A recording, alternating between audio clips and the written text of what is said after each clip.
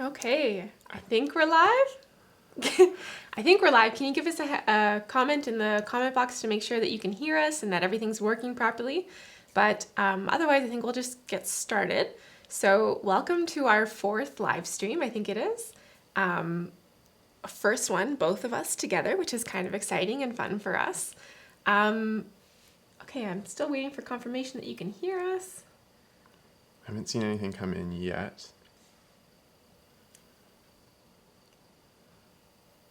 Let me just double check to make sure things are, it says it's going.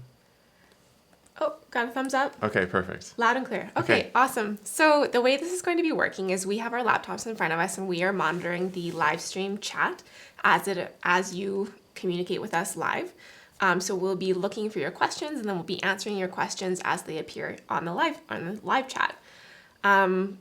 We do have super chat turned on, so if you want your message pinned to the top, you can select the little $sign underneath the say something box, and then you can send a super chat or a super sticker or whatever you'd like.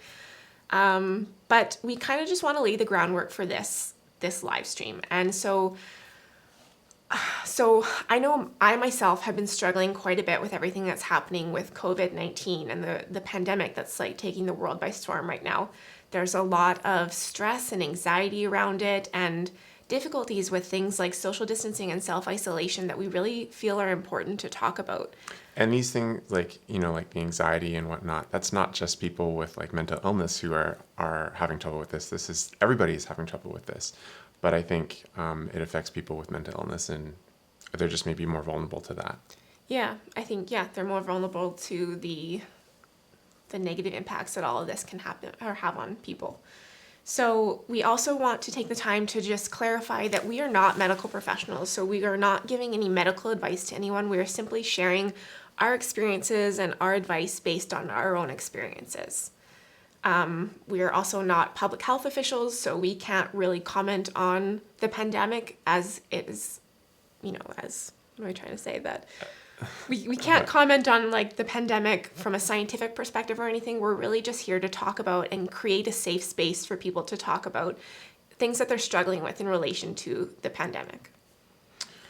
I guess maybe just as a general note, I mean, you just said we couldn't talk about it, but, I think for like what we've seen kind of happen over the last couple of weeks is kind of a lot of changes, like, schools closing and our kids are home all the time and, a lot of things happening in the news.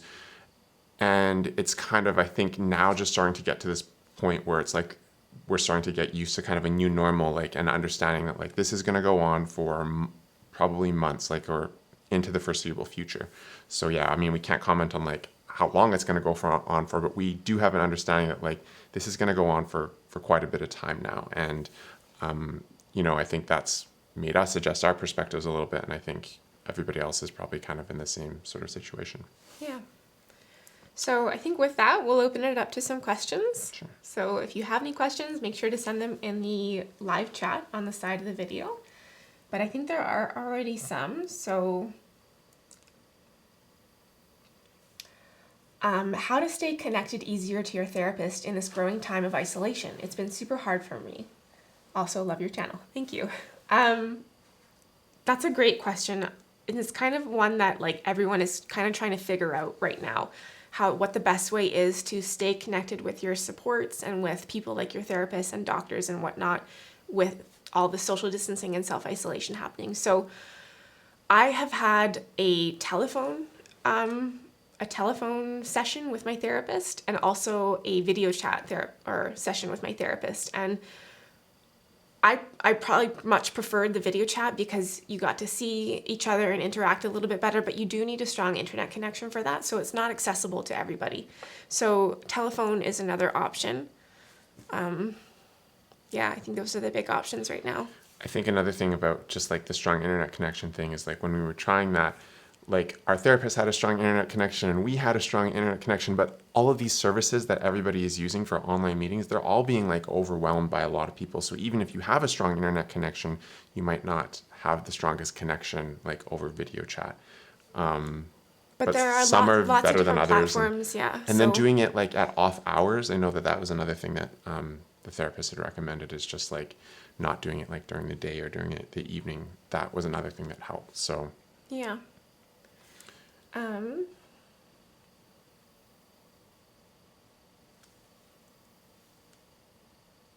and then this staying connected to your therapist.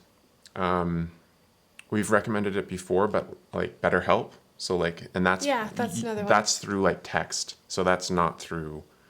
They You do can do video chat through Yeah. BetterHelp too. Okay. So if you don't have access to your therapist anymore, or if your therapist isn't seeing clients through any of these mediums, you can always check out things like BetterHelp. I think there's actually a link in the description for this video if you wanted to go check it out. So that's definitely an option. I've tried it. It's good. I've never tried the video chat with BetterHelp, but I did the like texting back and forth, and it was really helpful. So that's definitely an option too. Lauren, do you feel like this virus and the quarantine have been enhancing your symptoms, and what are you doing about that? Yeah, so a big trigger for me is stress, and I've been feeling really stressed by a lot of what's happening with the virus and with the pandemic and just the state of uncertainty in the world right now, and different routines, changes to your daily routines that are quite large. And so, yeah, I've definitely been struggling, and I have been dealing with more symptoms as a result. What I'm doing to kind of mitigate that is making sure I'm checking in with people like my therapist and my psychiatrist. So talking openly about what I'm struggling with my therapist and my doctors, and making sure that there's really good line of communication between me and my support team. I think also having open lines of communication with you about what I'm struggling with and making sure that people around me know that I'm having more of a difficulty, I think is also helpful. And then just like what everybody is doing, like doing more like FaceTime and video chat with friends and family. Yeah, trying to stay connected as much as possible with people around you and trying to build up your support network, even though it's really hard right now.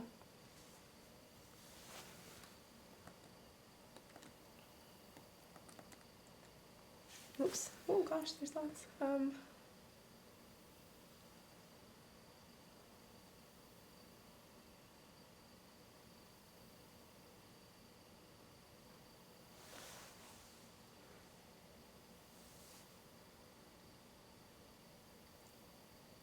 Do you think keeping a daily routine is good for people with schizophrenia? I don't want to generalize because I don't think that it's necessarily the best thing for everyone, but it has really helped me. And so I talked a lot about this with my therapist today, actually, about the importance of building in routine to your day and the importance of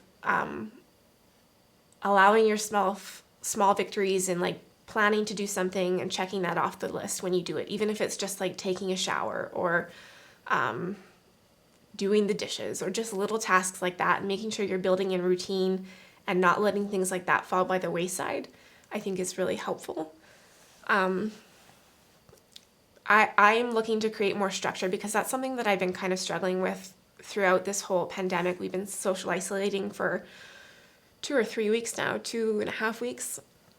And it's been hard because I've been feeling a little adrift and a little aimless without any like set routine or things that I need to get done in a day. So I think creating that for yourself can be really helpful. Yeah, I think that we've kind of gone through like a bit of a shock period where we've we've tried to kind of just distract ourselves a little bit. At the same time, like, I think we've been overwhelmed by like the news. I'm sure kind of anybody who's reading the news, it's kind of overwhelming.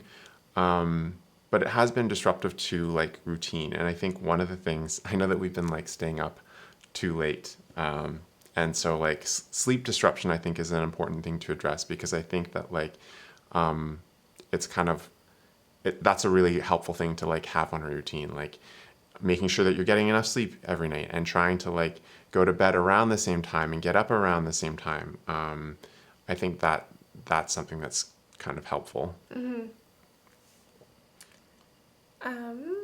Sorry, there's lots of questions lots here, and coming it's kind in. of It's kind of hard to Usually, keep one track. of us is sending the other like text messages of like the questions. There was one question up here at the top, and it was. I think it's a hard question to answer, but I think that it's worth addressing. It's this one here. So it said, what advice would you give someone who just got diagnosed with schizoaffective and is coping with that, as well as the coronavirus, loss of income? I'm worried about ending up on the streets. I'm sorry to hear about your situation. I think that it's difficult to imagine going through this kind of at the best of times, and then when like a global crisis is unfolding, I definitely see how that like adds a huge extra level of challenge. I think, and you can kind of jump in here, but I think kind of regardless of what's going on with the coronavirus, in terms of just being diagnosed, I think that that's a time to like really start like trying to build a support network around yourself, and letting friends and family know like what's going on, and trying to find support that way. In terms of like loss of income and the coronavirus thing, that's something that a lot of people are going through and will go through. And I hope that governments kind of step up to like make sure that nobody falls through the cracks because of the virus. That's not super compelling. It might be a good time to also look into what kind of disability benefits you might qualify for now with the diagnosis of schizoaffective disorder. So where I live, there is assured income for the severely handicapped, which is what it's called. It's called AISH, and they give you a monthly stipend if you are unable to work. So if you are unable to work because of your diagnosis, it might be a good idea to talk to a therapist or a social worker or someone who might be able to help guide you in terms of what resources are available for you from the government.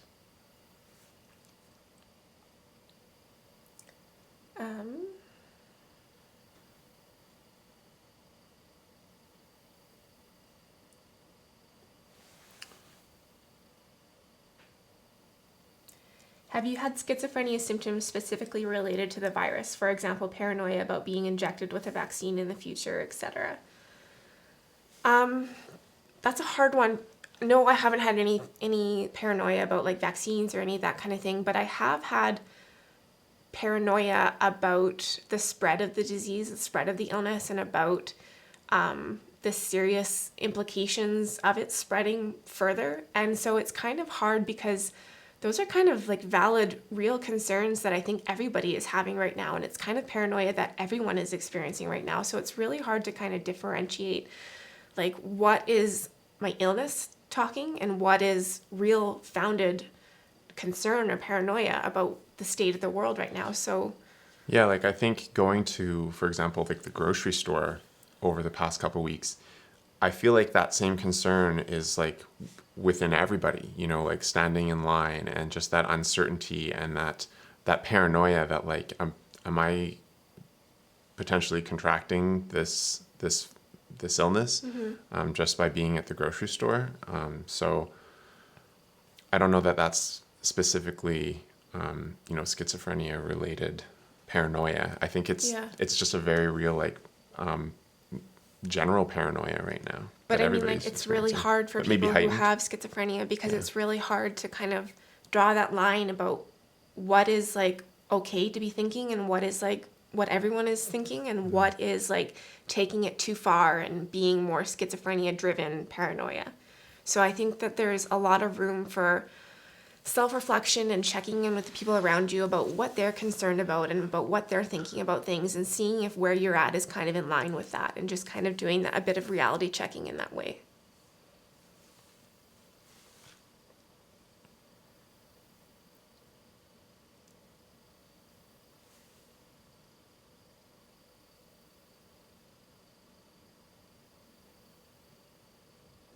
It was just like a really short question, but like, are you guys scared? Concerned? Like, yeah, I wouldn't say scared is kind of a hard one because you don't want to be. I think I feel like we're fortunate in that, like, we're not like immunocompromised. We're not part of the like age demographic that if we got the illness, like it could kill us. I mean, it across the whole demographic it can kill, but we're not immunocompromised. We're not like elderly, so I feel like even if we got like sick, I think that we would be okay. But I think it's more just like with respect to the uncertainty and the disruption of life, and what's it going to look like 6 months from now in terms of the economy and I don't know, things like that. Are you like afraid, like on a more visceral, like I think if I get not infected? so much for myself, which may be maybe false sense of of invincibility, but more for the people around me, I think, and for the people in our community and our broader global community who, it's affecting very seriously. And so, yeah, I guess scared on some level, but trying to stay away from giving into fear and just more doing the work to be informed as much as possible and doing our part to self-isolate and flatten the curve as much as possible.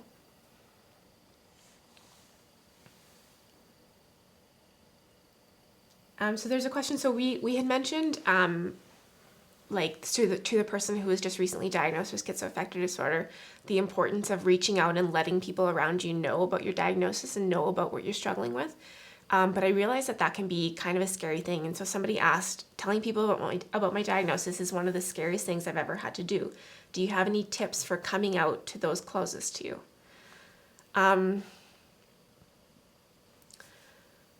Tips for those. Okay. I think being as honest as you can with them is going to be the most effective. If they are really the closest people to you, they're going to want to hear what you're struggling with, and they're going to want to hear more about how they can support you. And so if you give them the most information you're comfortable with and the most information possible, I think they'll be better equipped to support you. And I think that they will be more receptive to what you're saying. So just being really open and honest, and it takes a lot of vulnerability, and I know it's really, really hard, but I think that most of the time it's going to feel a lot better afterward. Actually, kind of like at the talk that we recently gave in New York before this all like kind of blew up, vulnerability was a big thing that we talked about in that presentation. And again, like I can understand why it's difficult to be that vulnerable, but I also think that there's also this level of like self-acceptance, I think, that goes along with like with being vulnerable. And you can't know for sure like how people are going to react in your life, but I think that you can be proud of yourself for being brave and being vulnerable and understanding that you are taking steps towards like self-acceptance and trying to get help, and that there's tremendous value in that. Yeah, for sure. And I kind of always say to people too who are grappling with this, like, if somebody is not going to accept you for your diagnosis and for your struggles that you're going through, do you really want them in your life? So like it's kind of like a good litmus test, I guess, in a way, of like the people that you want to surround yourself with. You want people who are going to be supportive of you and who are going to be open-minded and understanding of your struggles. And so it's kind of a good way to kind of find out who that is in your life too.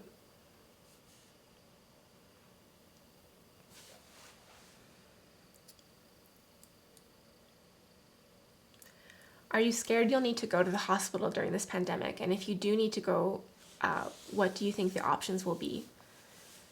Yeah, that's a big fear, especially because I'm starting to have more symptoms, and I'm starting to have more of the negative symptoms, which is kind of generally a precursor to having more positive symptoms and more full-blown psychosis for me. So yeah, I'm worried about having to go to the hospital with all this going on, and I don't know what it will be like if that is the case. So I'm kind of taking as many measures as possible to kind of not have that be the outcome. and to instead really make sure that I'm focusing on taking care of myself as much as possible. So taking my medication, that's a really huge one to keep on top of, and make sure you always have enough of a supply of medication on hand if you need to self-isolate or anything, because that's really important to keep taking if medication is something that you need to stay healthy. Also getting enough sleep, like Rob mentioned before, is really, really important. Staying with a regular sleep schedule will kind of help to keep you on track as much as possible. Getting physical activity, exercise and whatnot, and making sure you're being active and engaged in all those different ways. Proper nutrition, just taking care of all those pillars of self-care. Yeah.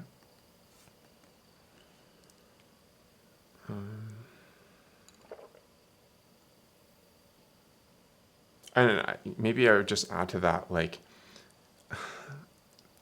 not in terms of like creating an additional level of paranoia, but right now is not a good time for anybody to need to be going to the hospital. If anybody has read like what has happened like in Italy, where it's just like a triage situation. Like it doesn't really matter whether or not you have like COVID-19. It's like if you come to the hospital and you're going to take a lot of resources, they might not be able to offer you the services. They might have to just refuse service because there's somebody else that they could offer the resources to that would be more helpful at the time. So, I kind of think that like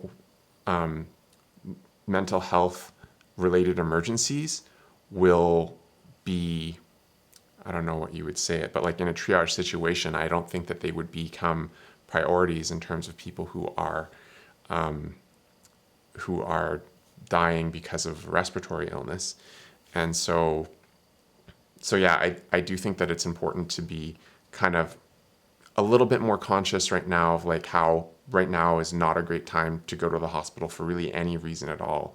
And unless you really need those services, but trying your best to just take care of yourself right now. Yeah, self-care is really, really important right now, and making sure you're doing the things like taking your medication and staying in touch with your support teams and support networks. Okay, I'm totally lost in the questions here. So you seem to be doing a good job keeping up. Okay, so I'm in the UK and I'm currently under shielding. Do you have any tips for dealing with being with yourself for an extended period of time? So I think shielding is like referring to like self-isolation. Is that also, what do they call it in the States? It's like, I don't know. I feel like there's another word for just like where you're just supposed to just stay in Quarantine, shelter in place or whatever. Shelter in place. Okay, so there's different quarantine, whatever. If you're on your own because of the virus, I think she's asking, or they're asking, for tips for dealing with being with yourself for an extended period of time. Yeah, that's a hard one because I find that when I'm alone, it's a lot easier for me to spiral into like delusional thinking or paranoid thinking or that kind of thing, especially when there's a major stressor like a global pandemic happening. And so I think, again, like we've said, making sure you're checking in and reaching out to the support people that you have in your life around you. So friends, family, coworkers, neighbors, anyone and everyone that you can connect with. Make sure you're trying to reach out and connect with them. What were you going to say? Oh no, you can keep going on that. I have a couple other things to add, but No, go ahead. okay, so journaling might help too in terms of just like writing out, it could get out of hand in terms of like, writing out a lot of like fears and stuff that are happening right now. But, it might help to just write things out just to kind of get perspective on things. Another thing that I had read is just kind of like, we've talked about like routine, but just in relation to sleep, but you could have a routine like throughout your day that revolves around other like activities, and that's helpful, especially I think in terms of you're just staying home, but things like at home physical activity, reading, entertainment, we've started to cook more, and understanding that there's an element of like kind of getting creative in terms of distracting yourself a little bit more. I think that's a good approach. Mm-hmm.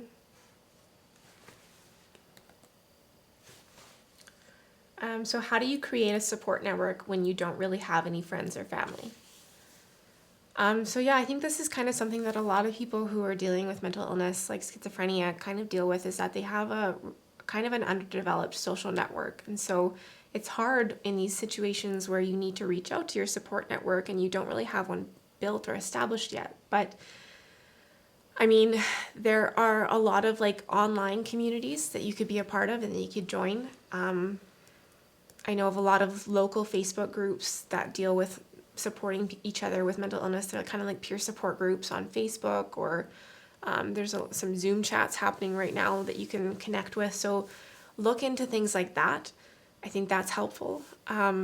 We had our neighbor came by and dropped off a puzzle and a little note with her phone number that said if we needed anything or if we needed just to talk or anything, she was there. And we don't really know her very well, but that was such a huge act of kindness and really community building. So maybe do that with your neighbors. Reach out to your neighbors and let them know that you're there, so that it's not just you reaching out for support, but you're offering support to these people too.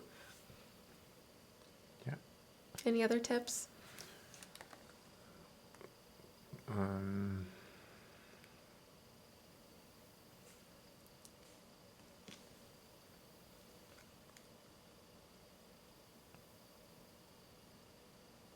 Just a little bit random, but in terms of the like distracting yourself element, check in with your like public library. One of the things that I started to do is kind of like look into just doing like online courses, and often the public library will have like access to various like free online courses, whether they're like language or like learning to code or like learning like video editing or photography or that kind of thing.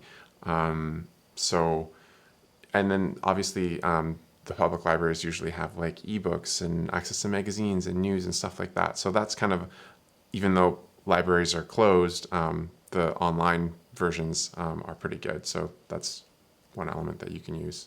Mm-hmm. Okay.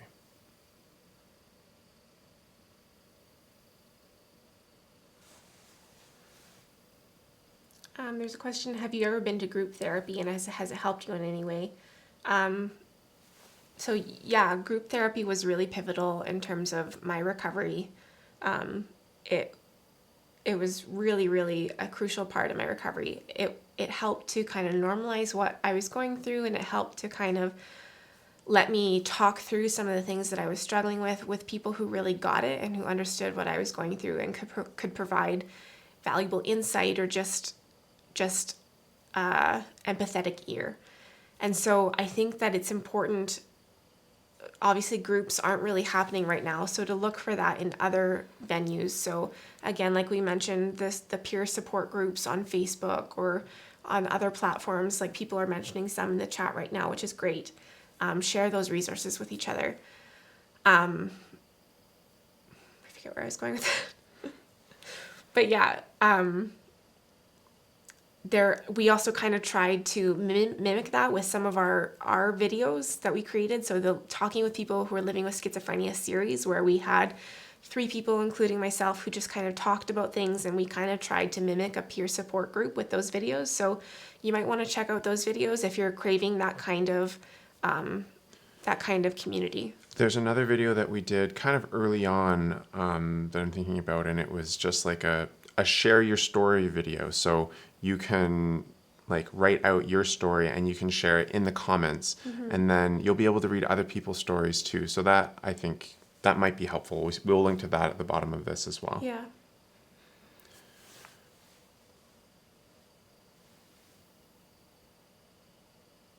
Somebody just recommended Reddit's schizophrenia page, and I've been on there myself, and it is generally supportive place where you can find people who are going through similar things to you, and where you can kind of chat with people who may have similar experiences, who will just understand better what you're going through. So looking for those informal communities like that right now is really important.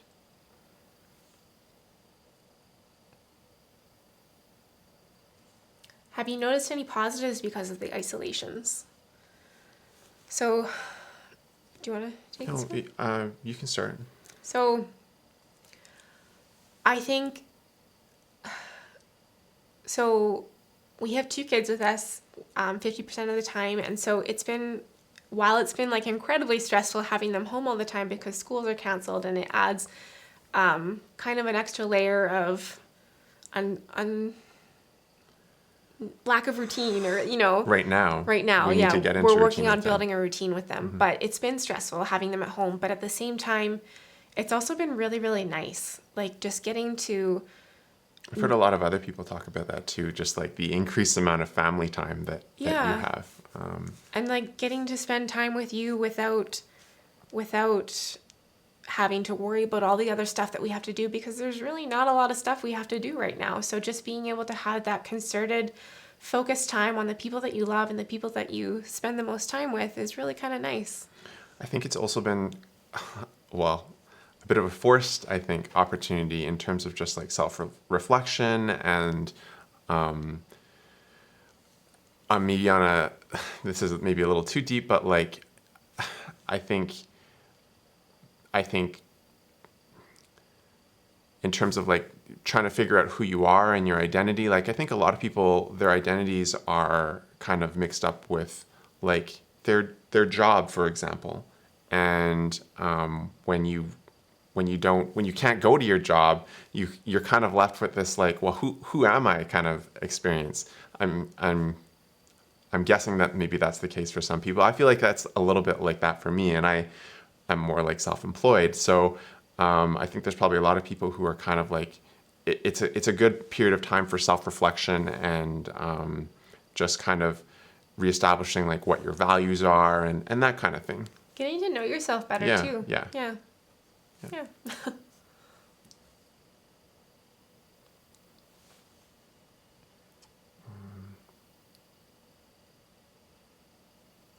This might be a good question to answer. It's not really about COVID, but it's about us together having a relationship. So it says, I had a general relationship question. Do you guys go to couples therapy / counseling for schizophrenia / bipolar? If so, has it been effective?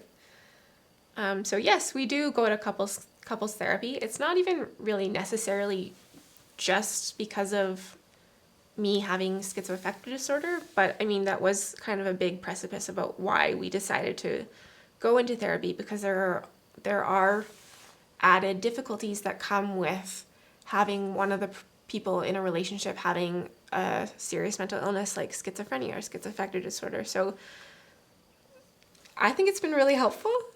I think it's been helpful too, Yeah. actually, yeah. Yeah. It took a little while, I think, to find a therapist that Yeah. we connected with. But I feel like we found a quite a good one right now. And so maybe that's just general advice as well in terms of like people who are now like trying therapy and teletherapy, like BetterHelp. I think if you don't like your therapist, you can get a new one. Like you can ask for a Yeah. new one, right? So make sure that like you might not connect with like your first therapist. It takes time. But once you do find one, I think that there is a lot of value in that. It's really, really important that you have a good working relationship with your therapist, and that you feel like you can be honest and open with them, and that you connect on a level that you need to connect on in order to do the work. And so, yeah, definitely make sure you find one that is the right fit for you, and keep trying if you haven't found it yet. Okay.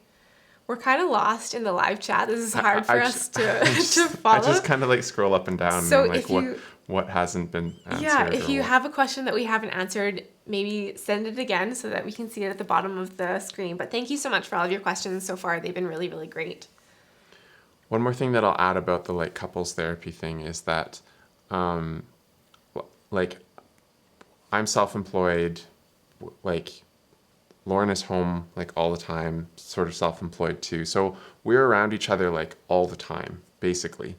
And I think, even if you don't have the whole, mental illness aspect of things, I think anybody who is around each other all the time, I think you need to basically be in therapy in terms of just like working out that, the tension that gets kind of built up and all that stuff. Yeah, and I think just it helps to kind of take a step back sometimes and to regain perspective on the relationship and on your position in the relationship, and just kind of it helps. Yeah. We recommend couples therapy.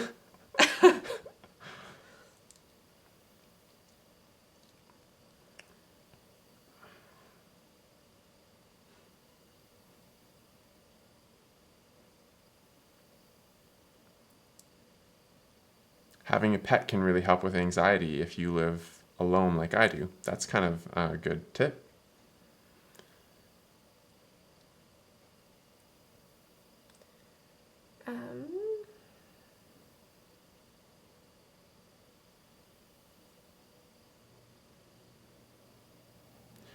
Are you concerned about a reduction in the ability to access your medication during this time?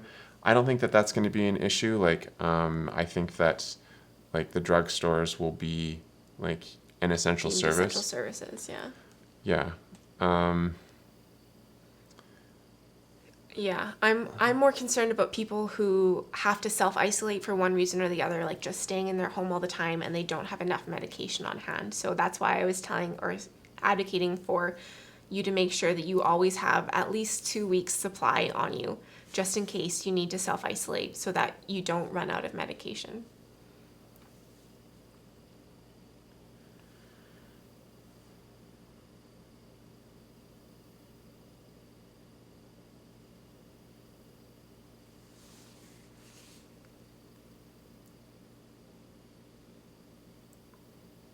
Have you been able to stock up on medication in case of a shortage? When I was kind of spiraling at the beginning, I was like, oh my God, I need to stock up on medication in case I need to self-isolate and in case everything gets shut down and whatnot. But I don't think that's a valid concern for like what you just said. Like, I think the pharmacy is going to be deemed an essential service, and I think it will be open to people to get their medication because that's essential for a lot of people in order to be well. And I don't think that they would give you a stockpile of medication anyway because there are added dangers that go along with that too. So I don't think that you should stockpile. I think you should just make sure that you have at least 2 weeks supply, and that's good enough.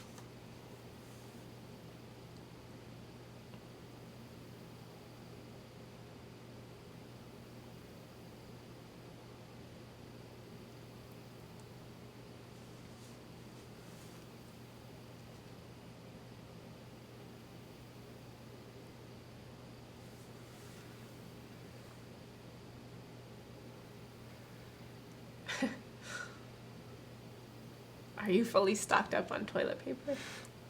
Yes, we have a good we're supply. good. We're not hoarding. Thank you for your concern. We have an adequate supply, an appropriate amount of toilet. Appropriate amount of toilet paper. We were not those people at Costco buying way more than was appropriate. Okay, so do you want to kind of open it up to more relationship questions? Sure. Because I Yeah. think we've kind of run the course on the COVID. If you have more COVID topics that you want to bring up, by all means, feel free to bring them up. I think we're seeing some relationship questions that people would like answered, so we might switch gears a little bit and answer some of those.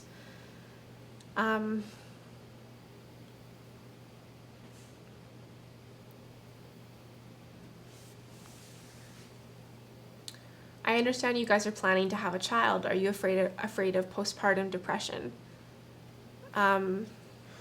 Yes. I think there's a lot of aspects of the like having the child thing that are like question marks, you know? Yeah. Like also in terms of being on medication during pregnancy. Yeah, or not being on medication during pregnancy, and like and- weighing.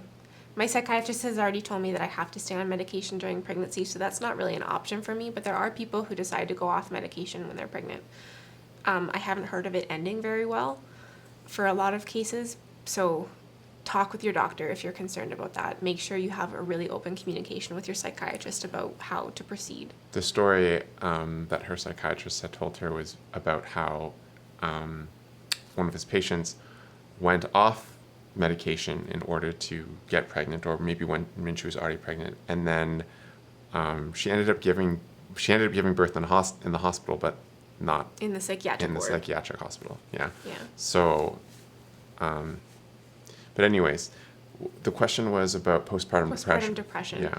So yeah, I'm really concerned about postpartum depression, postpartum psychosis, all of those things. So yes, we're worried, but I think we're going to make sure to do a lot of planning and make sure we have a lot of support systems in place to kind of mitigate if that happens. Yeah.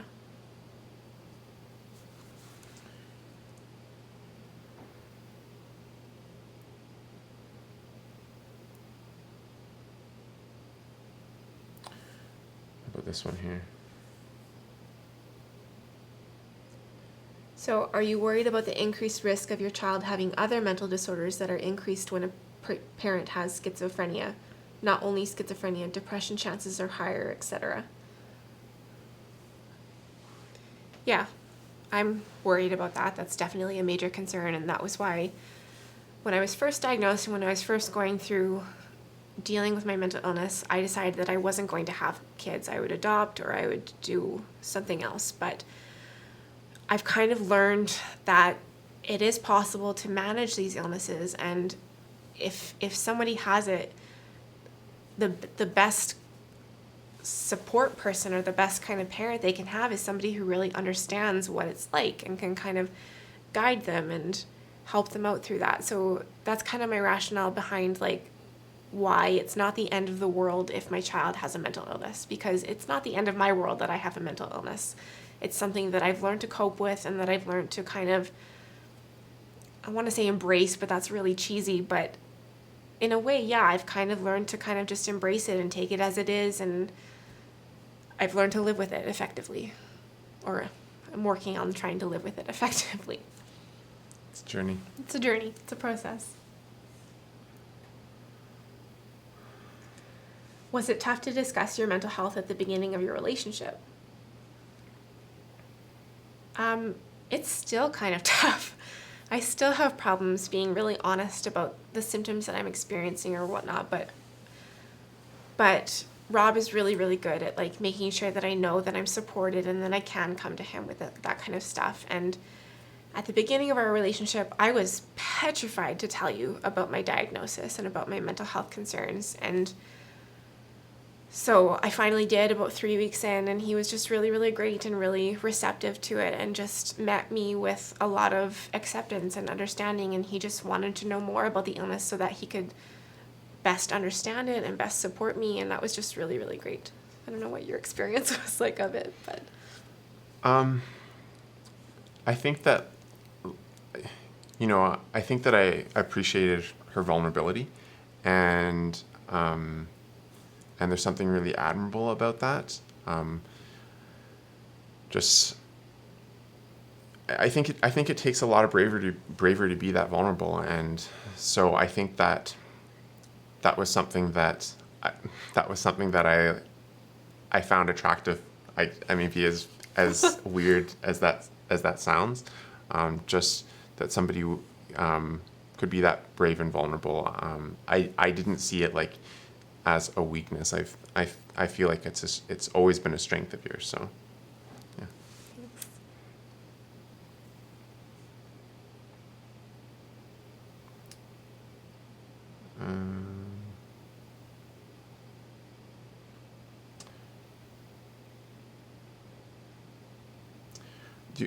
Can we answer this one? It's a rough, like. So the question is, have you looked into holistic treatment for schizophrenia? My body doesn't react well to pharmaceuticals. So it's not really, okay, so I'll get into the keto stuff, but it's not really holistic, but it's like it's an alternative to pharmaceuticals was ECT. It's something that I went through, I had, and it really wasn't effective for me, but I know that it is effective for some people. So that's an option that you can discuss with your doctor.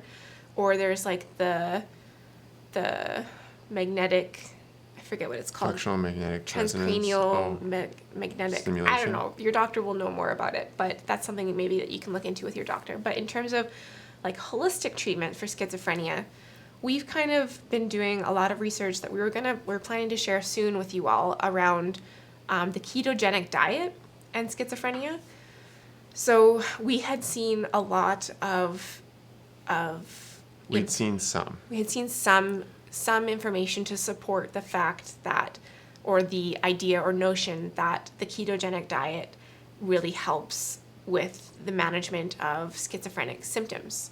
So the ketogenic diet is basically like a very low carbohydrate, so like no sugar, no pasta, no bread, like very low carbohydrate, and then meat and some vegetables and a lot of fat, basically. Yeah. So we've been trying it out for about a month and a half. 2 months. This 2 is months. about 2 months. About 2 months. No real. The payoff has not been great so far. I Yeah. don't know. Like, I mean, I think there's maybe health benefits just in general, not related to like the schizophrenia symptom alleviating benefits. Like, it feels good, I guess, like no bloating and like, I don't know. But in terms of like it being effective so far, in terms of like symptoms, that's you. It doesn't seem like it's been super. It's really hard to gauge because of all the stress of everything that's happening right now in the world. Like, I am having increased symptoms, but that is because I'm under a lot more stress right now. So it's really hard to tell, really, the effect that it's had. And so hopefully we'll have more insight into that in the next month or so, and we will post about that later. But that's kind of our experience with dabbling with holistic treatments. I've tried, like my doctor got me on vitamin D and omega-3, and there was one other one. Vitamin D, omega-3, and I don't know, maybe I forget. But trying like those supplements like that.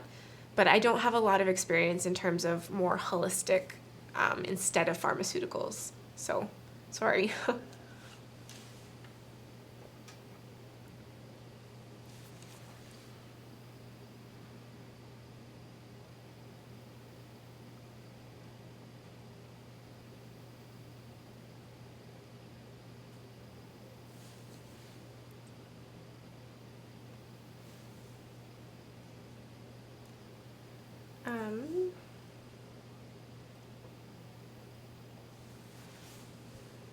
Sorry, just trying to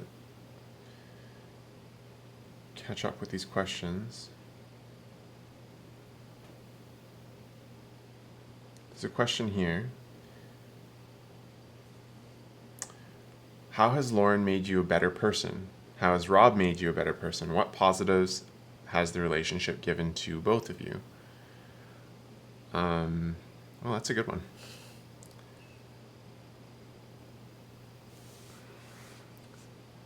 Rob has made me a better person in like a lot of different ways. I like that you just like jumped in. I'm gonna jump in. I'm gonna take this. Like, You have. yeah. Yeah. So Rob has made me a better person in a lot of different ways. I think the first one that kind of comes to mind is how he is with his kids, and really with everyone. He's just very, very patient and very. You laugh because you think that you struggle with patience, but really he's so great with the kids. He's very like. He talks to them in a really compassionate, empathic way, and it's really beautiful watching them interact. And so I've learned a lot about how to interact with people from him, and I've really tried to like incorporate some of your characteristics into my own repertoire of how to deal with people and how to be a better person. Oh, that was a good answer. I should have gone first, and then I wouldn't You have to. brought up the question. I feel like in terms of how like Lauren has made me a better person, I think it's had an impact just like kind of on my like worldview in terms of understanding like the good that you can do in the world and the impact that you can have in the world. And I think I had an understanding about this a little bit from like a business point of view from like previous businesses, just understanding like how you can like leverage your skills to create something that affects a lot of people or is useful to a lot of people. But I don't think that I ever really like thought about it from like how can you help a lot of people, by sharing your experiences with the world. So I think that there's that element that I find like really inspiring and has made me want to participate in that more. And then she talked about patience, but I think that she's actually quite a lot more patient than I am, and like her background in education is as a social worker. So I mean, if you can imagine like what what that would be like as a social worker's interactions with everybody. Like, it's really filled with a lot of empathy and a lot of kindness, and this is how she approaches things with everybody. And so yeah, like, it's inspiring, and kind of really raises the bar, I think, in terms of how you treat people. What positives has the relationship given to both of you?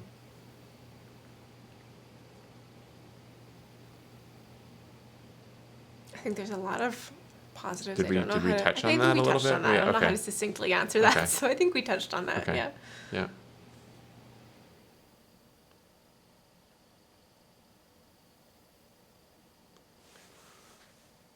That was a good question. Thank you. Yeah, thank you.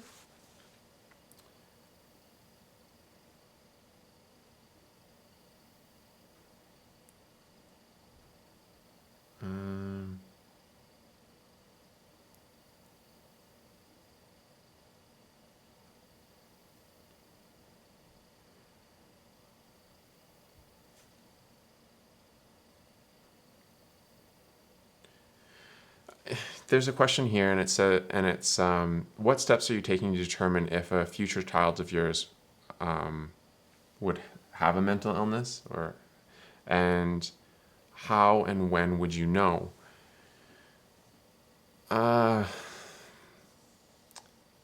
Like, in terms of like determining whether or not a future child would have an illness, I mean, it's just like a hypothetical point right now, and you can really just only go off of statistics based on whether or not one or both parents have schizophrenia. And I think it depends on various studies, but I think the number is about a 13% chance of inheritance from a mother. So there's that, in terms of like, we do kind of know, roughly like what the odds are. And then how and when would you know? Well, like, the onset for schizophrenia often isn't until like late teens, early 20s. So that's when we would know. And I think that there's this element of this question, and I know that, like, in previous videos where we've talked about kids and whatnot, this has kind of come up before, and there's been a lot of comments being like, well, why would you have kids if you know that you could pass it on? And that's a tough question to answer. You kind of already have, in terms of just us being like in a good position to hopefully help them. But I think that also understanding that, like, this is something that does happen quite far in the future, and hopefully, I mean, there is cases of early onset, but I do think that, like, you do have a good chance to give your child like a pretty good head start by the time they face something like that. So that's another, I think, sort of positive, along with the fact that, like, a 13% chance, I feel, is reasonably low. So I don't know. I mean, I think it's always going to be something that's on our mind and something that we're like looking out for. Mm-hmm. I mean, with our kids right now, I'm like worried that I'm seeing warning signs of schizophrenia, like if they're talking to themselves or if they're withdrawing or, stuff like that. But they're not my biological kids, so there's no way I could have given it to them, and neither of their biological parents have schizophrenia. So I think it's something that's always going to be on our radar and that we're always going to be on kind of high alert for, but it's not really something that you have any control over at all. So if they are diagnosed with a mental illness in their teens or their early 20s or earlier or later, we will still love and accept them for who they are, and we will do our best to support them through that. And that's really all that you can do.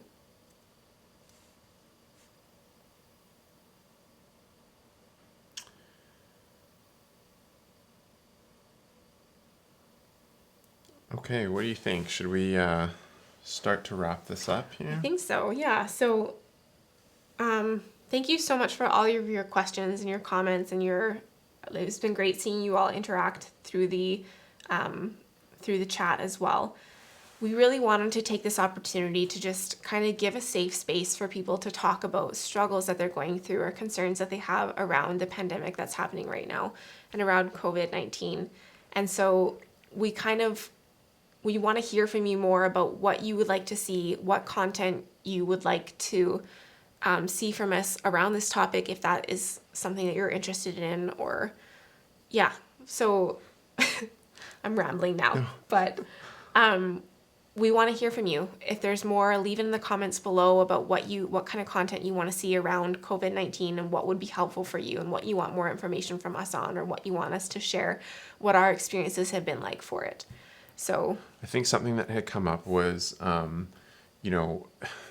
like kind of specific resources. If you know resources, I think especially like groups or like chat rooms that like online, that would be useful, I think, for a lot of people who've just been like tuning in here. So if you know of any, leave a link in the comments, because that would be helpful for other people. yeah, for sure. Yeah. Okay. So I think we are going to wrap this up. Thank you all so much for your questions and for tuning in to our live stream. We really appreciate your support and the community that's really being built around this. And so we want everyone to feel like it's a supportive community. So thank you for helping us to build that a little bit more today. So, want to sign off? Yeah. Anything else we want to say? Oh, okay, so we are thinking about also doing some more like Instagram live videos. So if you aren't already following us on on Instagram, make sure to follow us there to see that content. The handle is at Living Well with Schizophrenia. There'll be a link again. Yeah, we'll link. I think it is linked in the in the description below. If you want to help support the creation of future videos that we make on Living Well with Schizophrenia, you can always check out our Patreon page. The link is also in the description below. You can become a patron through there. But I think that's all we have today. And thank you so much again for watching, and wishing you and your loved ones good health as always. Take care. Bye. Bye.